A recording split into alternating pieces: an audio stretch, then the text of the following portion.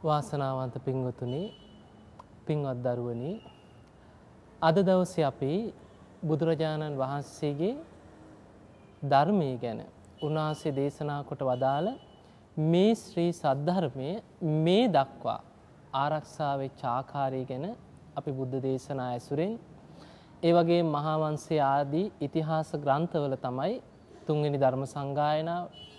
ඊට පස්සේ මිහිඳු මහරහතන් වහන්සේ ලංකාවට වැඩම කරලා මේ ලංකාව තුළ ධර්ම ප්‍රචාරය සිදු කළ ආකාරය ඒ විතරක් නෙමෙයි, බැමිණිතියා සාය වගේ ලංකාවේ ඇතිවෙච්ච විශාල සාගත නියගයන් වගේ කාලවල ලංකාවේ වැඩ සිටපු මහරහතන් වහන්සේලා අනන්ත දුක් විඳමින් මේ ධර්මය ආරක්ෂා කරගෙන ගෙනාපු ආකාරය ගැන සඳහන් වෙලා තියෙනවා. ඉතින් මේ පිළිබඳව අපි බුද්ධ දේශනා ඇසුරින් අපි ඊටමත් දීර්ඝව ඊටමත් ආශ්චර්යමත් කාරණා රැසක් සාකච්ඡා කරන්නයි මේ සූදානම් වෙන්නේ. ඉතින් පින්වත් දරුවනි, බුදුරජාණන් වහන්සේගේ පිරිනිවන් පෑමෙන් පස්සේ අපි දන්නවා උන්වහන්සේ කුසිනාරාවේ මල්ල රජදරුවන්ගේ උපවර්තන ශාල වනෝද්‍යානයේදී සම්බුදු කෘත්‍ය අවසන් කරලා පිරිනිවන් පාවදාලා.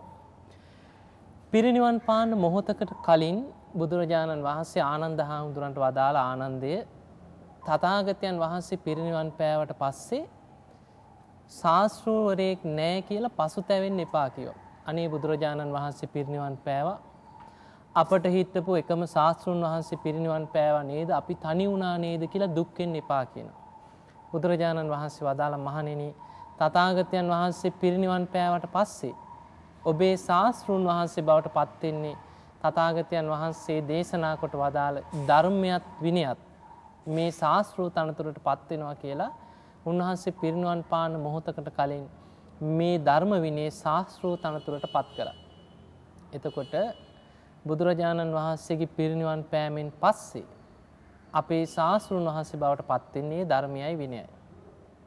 ඉතින් එදා බුදුරජාණන් වහන්සේ පිරිනිවන් පෑවට පස්සේ උන්වහන්සේගේ ශ්‍රී දේහයේ සතියක් මහජන ප්‍රදර්ශනයට තැබුවා.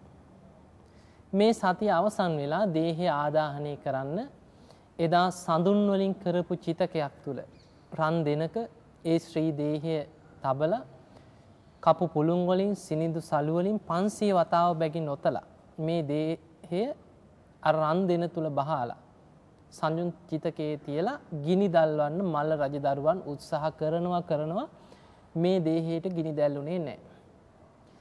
ඒ වෙලාවේ මල්ල රජදරුව අහනවා, එතන හිටියා අනුරුද්ධ මහරහතන් වහන්සේ. උන්වහන්සේ තමයි දිවස්ලාභින් අතර අග්‍රම කෙනා.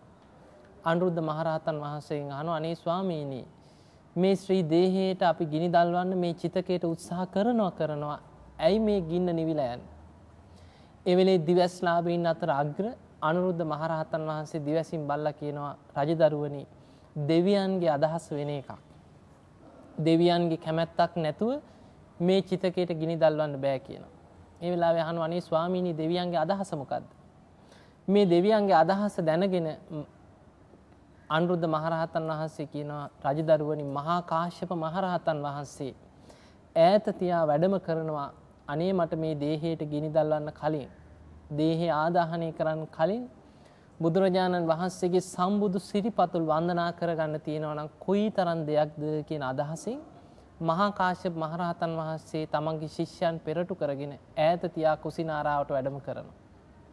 උන්වහන්සේ වැඩම කරන තෙක් ඉන්න කියනවා, එතකන් ගිනි දැල්වන්න පුළුවන් කමක් නැහැ කියනවා. ඉතින් එදා මහා කාශ්‍යප මහරහතන් වහන්සේ වැඩම කරන තෙක් සියලු දෙනාම බලාගෙන හිටියා.